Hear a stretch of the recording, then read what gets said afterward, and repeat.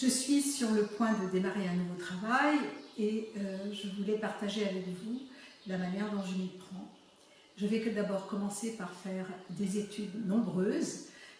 Je vais utiliser une mine de plomb, une mine graphite pour faire sur du papier blanc. Voici, et j'utilise le support de la toile pour vous montrer un petit peu. Je vais chercher donc les lignes force pour distribuer les grandes lignes sur ma toile par la suite. Donc là, je cherche une composition de lignes qui va me convenir. Voilà, et je vais en faire un certain nombre, ça varie, ça peut aller d'une dizaine à 50, à 100, ça va dépendre. L'important, ce n'est pas la quantité, c'est plutôt le fait de rentrer dans son travail, de sentir quelle direction je vais prendre pour ensuite foncer en préparant mes couleurs et en dirigeant donc la trame du travail que je vais lancer. Pour cette expérience, j'ai choisi de structurer le support que je vais utiliser, une toile ou du papier, avec de l'acrylique blanche.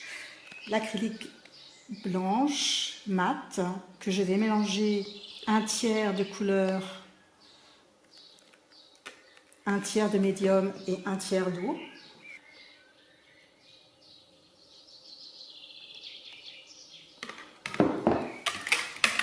Je mélange d'abord bien la couleur avec le médium. Ensuite, je vais rajouter l'eau. J'utilise un fouet pour bien mélanger les couleurs. Un fouet de cuisine.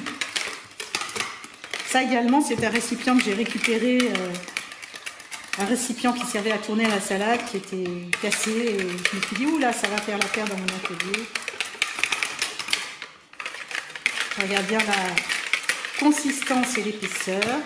Il faut quand même bien 5 minutes pour préparer la consistance de ces couleurs, donc je les fais à l'avance. Et ensuite, je vais les laisser reposer. Je le mets en attente. Pour structurer mon support, je vais utiliser à la fois de l'acrylique sorti des pots, tel que, comme ceci, de l'acrylique plutôt fluide, comme je viens de la préparer sous vos yeux. J'ai choisi de structurer cette toile avec de l'acrylique blanche mat et je vais maintenant, sous vos yeux, faire cette structure.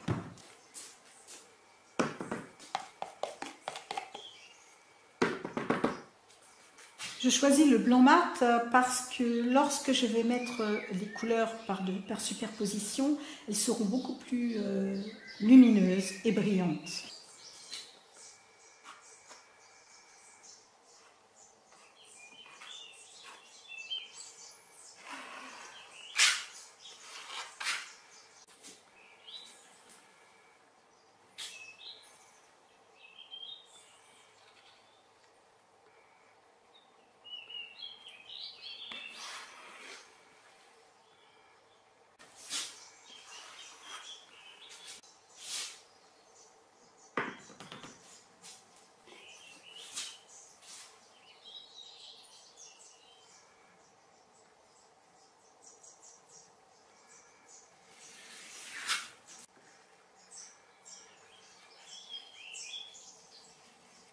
C'est pas forcément évident de voir les motifs épais que j'ai mis sur la toile puisqu'il s'agit du blanc sur du blanc. Donc j'ai rapproché la toile. Quoi qu'il en soit, pour vous donner une ordre d'idée, ça peut atteindre de 2, 3, 5, 7 mm. Tout dépend de la construction que je veux faire par la suite.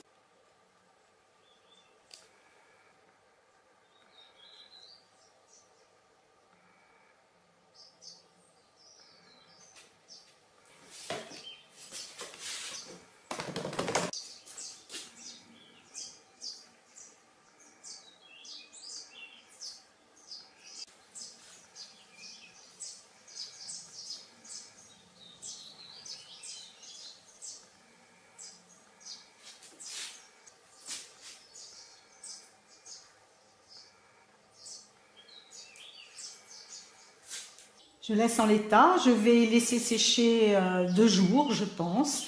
Ensuite, je vais voir si la rétraction qui s'est produite ne sera pas trop importante. Sinon, je repasserai une deuxième couche de structure jusqu'à ce que j'ai l'effet souhaité. Pour cette suite d'expériences, j'ai choisi des encres acryliques de marques différentes, avec des couleurs intenses, brillantes, lumineuses. Avant de rentrer sur mon projet construit, je vais procéder à plein de sortes d'études et en même temps c'est très libérateur parce que faire des études, il n'y a pas d'attente de résultats, vous lâchez et il se passe toujours de belles surprises. J'utilise ce procédé pour rentrer dans mon sujet, me sentir très libre et ensuite j'y vais, je me lance. Là, j'utilise une toile grand format. Je ne sais pas si on verra grand chose à la vidéo. Et en tous les cas, j'ai structuré mon support avec de l'acrylique blanche mat pour donner des effets intéressants avec les encres. Maintenant, je vais commencer par la première étape. J'ai découpé une feuille de plastique lisse et je vais utiliser des encres acryliques. Je prépare mon support en vaporisant de l'eau avec un vaporisateur que j'ai récupéré après l'avoir vidé de son produit pour les cheveux. Celui-là est particulièrement sympa. Plus largement que là où je vais investir l'encre. Je mouille également la feuille plastique